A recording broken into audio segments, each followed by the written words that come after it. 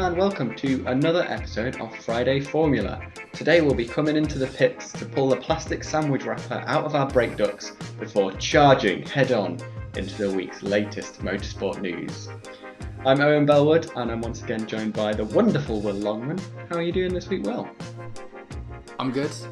The sun is out, spring is here, F1 is back, and I'm looking forward to spending the next 40 minutes talking to you about track limits. It's a good time to be a Formula One fan, isn't it? Oh, it was excellent. Kind of didn't have massively high hopes going in, because you always sort of assume it's not going to be as dramatic as you built it up in your mind. But it was a great season opener. There were plenty of really good racing between rivals and teammates, lots of overtakes, a nice mix of different people and different strategies, and dare I say a slightly unpredictable winner, I think. I mean, I did predict that they'd win. But I wouldn't say they weren't the favourite. Let's say they weren't the favourite. They weren't the underdog, but they definitely weren't the favourite going into it. What about you? How did you find it? It was an action-packed race. And like on the side of texting you kind of about the race and what was going on, I was actually texting a friend of mine who I introduced to Formula One a couple of years ago. Well, didn't introduce, everyone knows what Formula One is, but I actually mentioned him in next week's podcast episode. And so it was quite nice to hear that he had tuned in by his own volition to watch the first race. Yeah, that is good to hear. And then I think to get that much action and such a battle for the lead at the end is exactly what you'd want for like a new fan of F1. That's the kind of race that will draw you in, and it's the kind of race that old fans also enjoy. Even though it was Hamilton, Verstappen, Bottas 1, 2, 3. It's boring, right?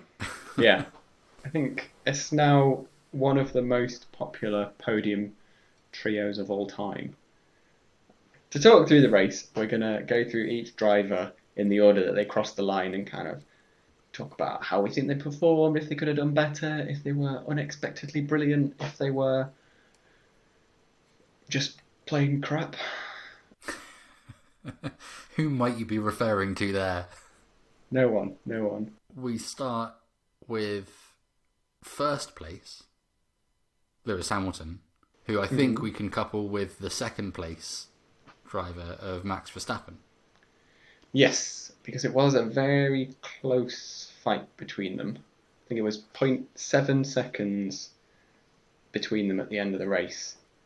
So just a little bit longer and he would have had him again. But that doesn't really tell the story, does it? Because Max overtook him. He overtook him. He did do it. Yeah, he did. But it was off the racetrack. So... Okay, yeah. So, well, what side of the fence do you sit on here? Because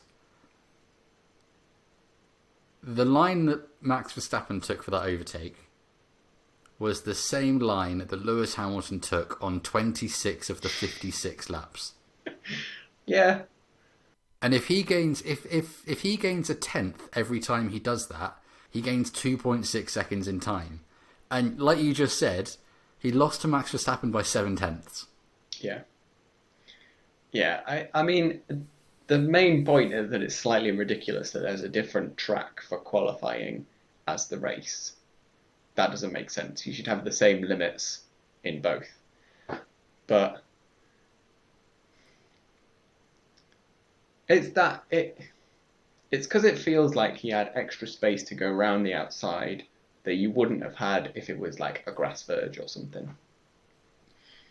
And I think so I'm on the side that it was an advantage to overtake there. So he was right to give the place back. But there should have been penalties further back for everyone else. Like, you need to have the same rule. I'm not saying that because they didn't have penalties, he shouldn't have had penalties. And he might not have done. Who knows? He gave the place back before there was a chance.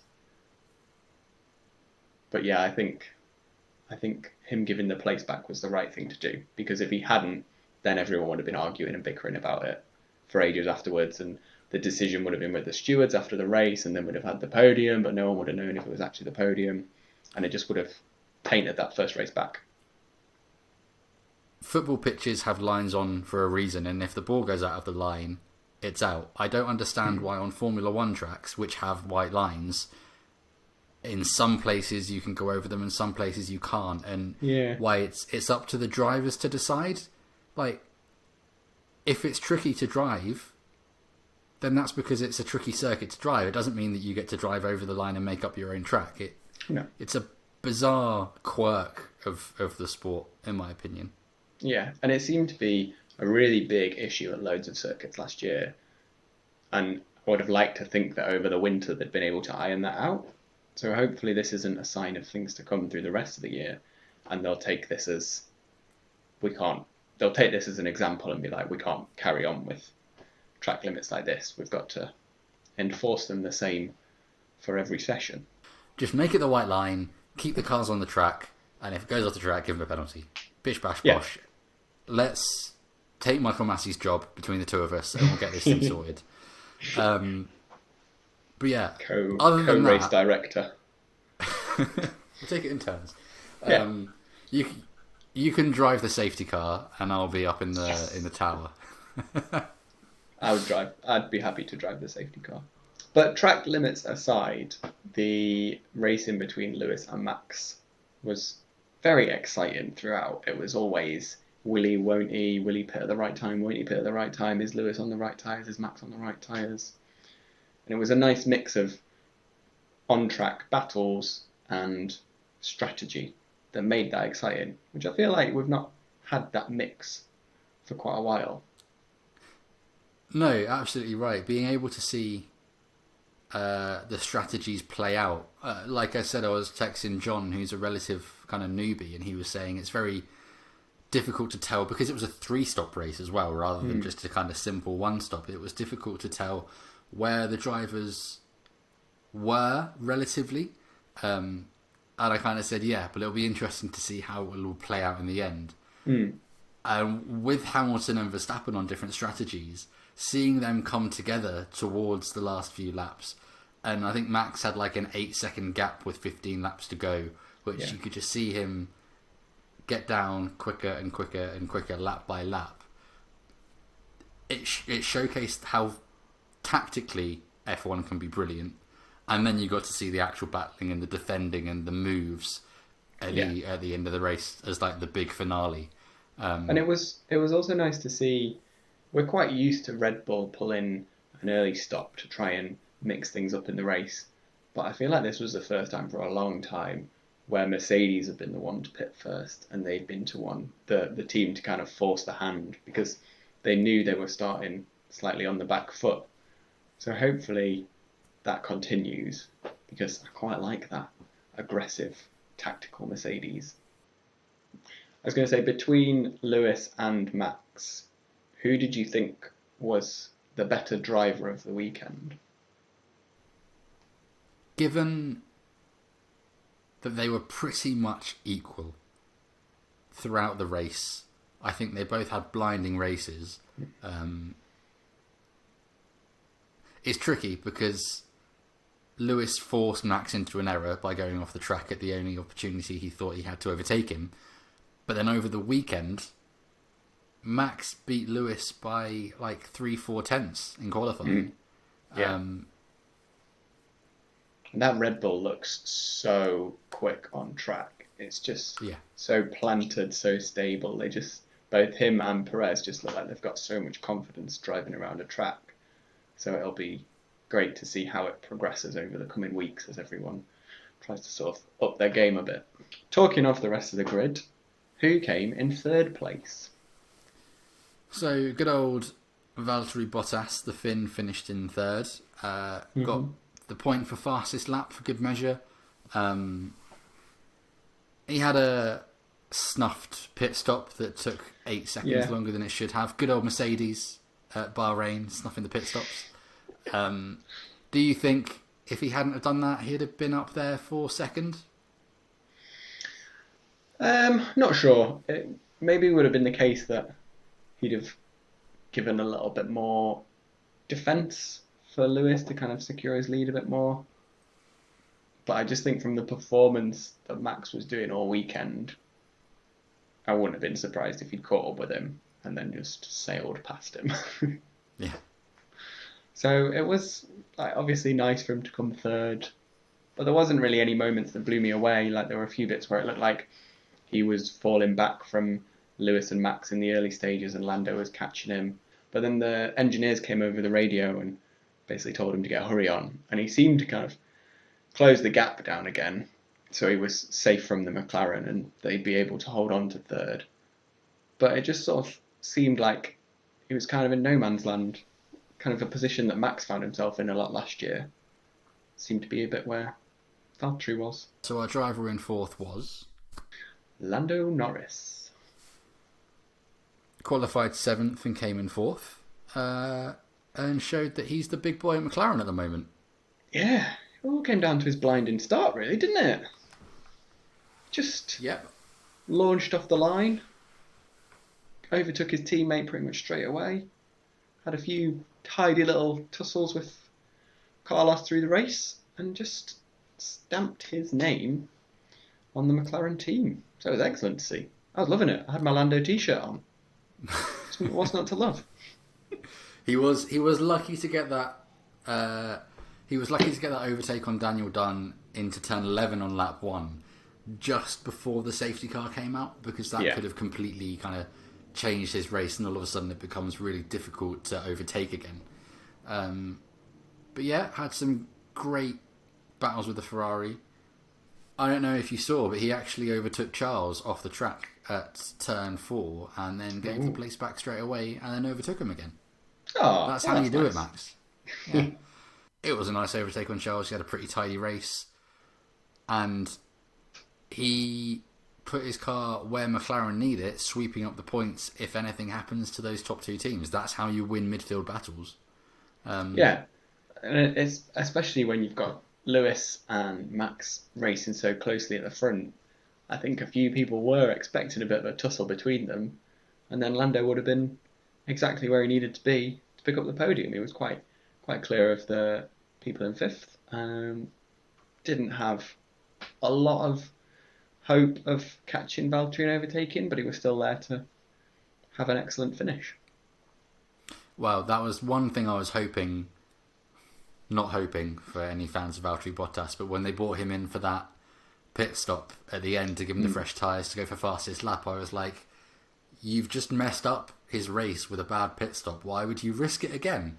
Yeah, but imagine if he'd had another 8 second. Yeah, well, it opens the door for Lando, and that's not a bad thing. Yeah. Sergio Perez, at now the height of his career, you could say, the biggest chance he's got. And it was horrendous, wasn't it, really, at the start? It was looking terrible. It was a shocker. So it was an electrical issue in the formation lap, wasn't it? Yeah. All of his electronics cut out on turn 13, 14. And honestly, my heart has not dropped like it did when you see the sight of Sergio Perez pull over before the race has even started. What is wrong with that second Red Bull seat? It was just an absolute nightmare. So they ended up doing another formation lap while they managed to get Perez's car started again, and he had to start in the pits. But then it looked like a bit of me thought he wasn't going to get away from the pits as well, because it seemed like the rest of the pack had got really far out, and Perez hadn't moved yet. But then he did get going. And what a race. He really benefited from that early safety car to make up those seconds that he'd lost, all that lost ground. But this is what Red Bull want. If you had Pierre Gasly or Alex Albon in the car when all the electronics cut out on your debut for the team, do you want someone that's going to panic possibly a little bit, or a cool, calm head that just gets his head down, gets the job done? And that's what he did, up to 5th place. Yeah, I was so impressed by what he managed in the end. He didn't seem to see a whole host of his moves on TV, but you could just see him inching his way up, and it was it was just fantastic. There is a question mark though. He didn't get out of Q2. No, but there was only like a second between everyone in Q2 or something ridiculous like that. I think I'm gonna check that. There was, although he went out on mediums for his first run, it wasn't quick enough. He kept the same set of mediums on for his second run, and if you're in trouble, I think you have to say, screw the strategy, track position when it could be 6 or 7 places on the grid is more important. Let's get the softs on and let's just get into Q3. Maybe he wanted the challenge. He was like, I'll yes, start 15th. I got this. Well, imagine what could have happened if he actually got through and started 3rd or 4th. Well, imagine if he'd started 15th instead of 20th. He would have won. Still 5 places more. Here, good stat for you. Do you remember the last time a Red Bull second driver had a first race with the team, started last and ended up coming 5th? No. Belgium 2019, Alex Albon. Oh. He took engine Don't know what that penalties in means. his first race. Does this mean Perez is going to get fired at the end of the year? It means there really is something mythical about that second seat at Red Bull. Spooky. You'll have to keep these stats up and we'll compare like 1st, 2nd, 3rd, 4th, 5th races. See how mirrored it is. Yeah, I don't think it's going to be that mirrored though. No, I think we'll run out of races from Alex Albon quite quickly as well. Yeah, that's true. That's true. But makes his DTM debut this week. Might actually be a reason to watch German racing. And what's going to be interesting at the DTM is that Alex is going to be driving a Ferrari. And do you know who else drives a Ferrari? Charles Leclerc. Segue, absolutely amazing. Charles Leclerc qualified 4th, ended up 6th. So even though he lost 2 places in the race, it was a pretty good showing. It was pretty exciting for both Ferraris, really. There was some nice racing on track. It was great to see them fighting for decent points rather than just fighting for a point, which is sort of all we saw last year. Yeah, I couldn't really decide if Charles would maybe have been a little bit disappointed with falling back to 6th.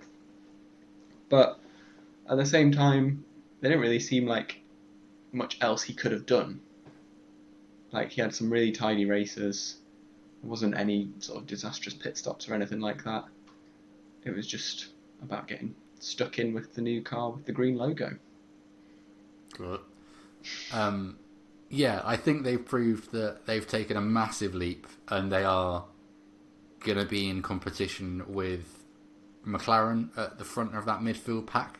The engines come on great. The thing about Charles Leclerc is that even in last year's Ferrari, he had some brilliant qualifying performances. So who knows what he could do this year. He had some great battles with Lando. He did lose out in the end. But it will be great to see, especially given he was the first in a Ferrari-McLaren Ferrari in the finishing order, how this battle progresses. Because you have Lando and Charles, who are the drivers that have been at their teams for a couple of years now, followed by Danny Rick, who qualified in 6th, finished 7th, and Carlos Sainz, who qualified 8th, finished 8th. So the 2 newbies to their teams coming in directly behind Charles. Yeah, and as the 2 of them get used to their new cars, I feel like that's going to end up being quite a spicy 4-way scrap as the weeks go on. Because first week in a new car, you've got a lot to learn, a lot to get used to. So I think for Carlos to have held on to 8th is kind of almost as much as he could have done. Like, there wasn't any major dramas ahead of him. But like you said, with the engine step forward that the team have made, I feel like not many people were expecting it to be such a big step forward. So it was a real nice surprise to see them up there taking the challenge to the midfield teams. And Charles finished in 6th, and as we mentioned, in the Ferrari sandwich just behind him was Daniel Ricciardo on his race debut for McLaren. How did you think he went? Fine. I I think he would have been gutted to have been overtaken by Lando on lap 1. But you don't really want to get your elbows out with your new teammate when you're not even a lap round, do you? Yeah. I think Lando had more to prove than Daniel did in that occasion. He held off a late charge from Carlos Sainz at the end of the race. Sainz was getting pretty close. I think there was a second between them when they crossed the line. But other than that, it was a great first qualifying session. He qualified in 6th, which is where you'd want the McLaren. You want them 5th and 6th if they're going to head up that midfield. It's just going to take him a little bit of time to get used to that car and the race pace, I think. What about you? Yeah. The interesting thing I heard him say over the weekend was that it's the braking points that he's struggling to get used to, and there are a few graphics comparing his and Lando's speeds in some of the corners. He was consistently braking earlier, slowing down slower, and then Lando was getting on the power much quicker afterwards, and that's where he was losing time. So I think it was a pleasant surprise to see him out-qualify Lando, but I guess just over the course of 56 laps, he just lacked that little bit of pace, and like I said earlier, he was slightly slower than Lando in his fastest lap. But I think this is all things that are pretty expected on your first race at a new team that's getting used to a new engine, and it's something that he's only going to improve on from here. Yeah, it's quite exciting to see how much they'll be able to close the gap on whoever is in second place by the end of the season, I think. Yeah. Especially with someone of Daniel's experience. That AWS graphic, by the way, is, I think, the best contribution they've made to the whole F1 broadcast. It's a really interesting graphic to see. I like it when it pops up. Yeah, it's the only AWS one I like. Terrible tyre performance lotteries. They weren't even accurate, were they? Whereas you can actually compare, what they're doing with their feet. It's the one thing you don't really see what they're doing, right? You get the throttle and the brake when they're going round, but that seems to always be a little bit out of sync. So to be able to see in detail what the differences in their driving style is, it's actually, dare I say it, quite educational. So thank you, AWS. Speaking of AWS, it was a wicked showing from Carlos Sainz, who came in 8th place. First round. That was excellent. I like that. Carlos came in 8th, qualified 8th. Again, I think it's the same as Daniel. He had a pretty good race. Let's see him get up to speed. Ferrari made great gains. If he can get to the same level that Charles is at with that car, then they could be on for a really good year. Yeah, I think it's definitely made that fight for third in the constructors seem like it's going to be almost as hotly contested as first in the constructors, which is great to see. It was impressive to see Carlos set the fastest time in Q2, which kind of came as a bit of a shock, and then everyone just seemed to up their performance in Q3, so he kind of fell back a little bit then. But I think if I was making my debut for Ferrari and I'd qualified 8th and finished 8th, I'd be pretty happy with that. I think overall he had a good performance, and he also had the overtake of the race, which was kind of first half when he had both Seb and Alonso in the space of about one corner. It was just beautiful. And then you had Seb come back through on Alonso, didn't you, in turn 4 as well? That was battles we want to see all over the track finally happening, Yeah. It was intense. It was just so great to see how they'd cut from a battle at the front and then just a Carlos swooping through and Seb coming back. It was exactly what we want from the year, and hopefully it will be the first of many. One thing I did glean from that moment is that Crofty in the commentary box is going to spend a lot of his time trying to calculate how many world championships the drivers battling have got between them. There's a lot of champions on the grid, isn't there? So if Carlos had a great first race for Ferrari, something he should be proud of, our 9th place finisher just had a great first race in general. It was one young Yuki Tsunoda. Highlight of the weekend for me. What, just his performance, or was it one set moment that was a highlight? Just Yuki in general. Yeah, just the whole package. I love him. He's so great. And just how he's not afraid to lunge down the inside at the last minute on people like Lance Stroll. I think he did the same with Kimi Raikkonen. It was wonderful to see. It was the one on Lance Stroll that a lot of people, myself included, didn't see until after the race had finished. Because, again, they were focusing on the battle, rightly so, between Lewis and Max. What a brave move. And then to go so deep into the corner, but still get that car turned and on the traction quick enough. What helped him out was that he was so far behind Lance, he still got DRS in the second straight. Yeah. Because he crossed that line after Lance. It was incredible. It was just so great to see a young driver just come in and not be afraid to make these crazy moves. Like, he's had 4 days in that car by then, and he's still confident enough on the brakes to be like, yeah, I got this. So that was really amazing to see. And I think qualified 13th. So to get a few places up on that, finish in the points on his debut, that's got to be one happy chap. While it's been a stroll in the park for Tsunoda, Lance Stroll came in right behind him after that last lap overtake in 10th place. It's just not lived up to the hype, has it?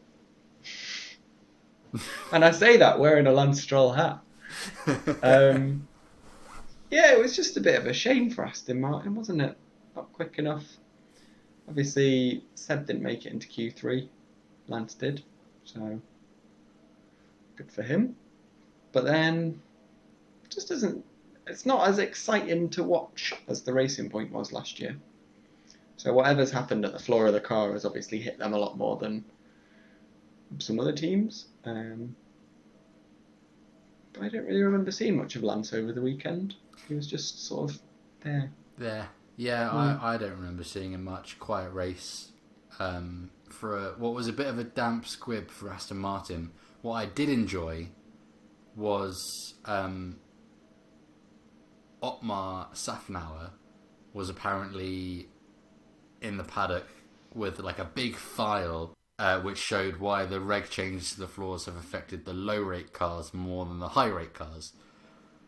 And I don't think you get to complain when the rules have been changed to make the field closer, so the fastest cars are a little bit closer to everyone else, and you just copied them. Yeah, I don't especially think you get because to complain. Up till 2019, they had a high rate car.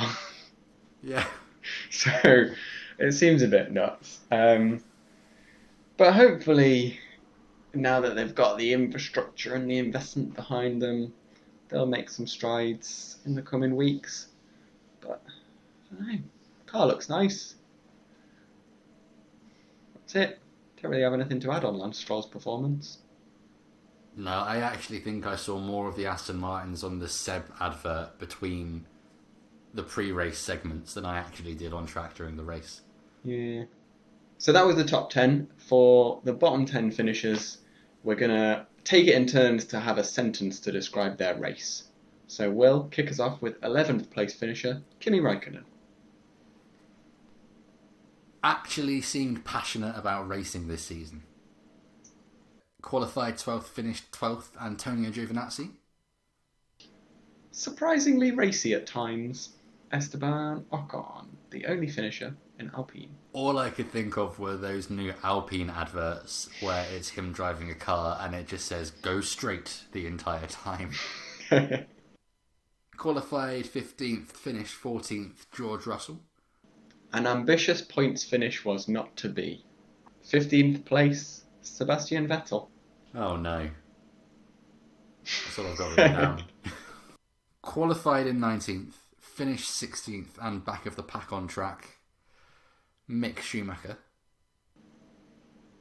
Wrestled it round to a clean finish. Unfortunate start for Pierre Gasly. How would you describe his race? Got carried away at the start, ruined his race. The Williams of Nicholas Latifi. Solid pace, unfortunate end. He seemed to be sort of around where you'd expect Williams to finish. Another DNF, Fernando Alonso. Solid comeback, ruined by a sandwich wrapper. Last place, would have started in last had it not been for penalties. Haas's Nikita Mazepin. The fourth shortest debut since 1993. That was the 2020 Bahrain Grand Prix, through our eyes at least. Let us know what you thought of the race down in the comments, and while you're there, like and subscribe. While you're down there as well, have a look for our Fantasy F1 code. We've set up a league so you can see if we can walk the walk as well as talk the talk. You can compare your Fantasy F1 team to your two favourite podcasters. And if you want more of this, you can get the full episode by subscribing to the podcast on Spotify and Apple and Acast and anywhere else you get podcasts. That link is in the description. Next week we'll be talking about the race that got us into Formula 1. It's a great episode, if we may say so ourselves.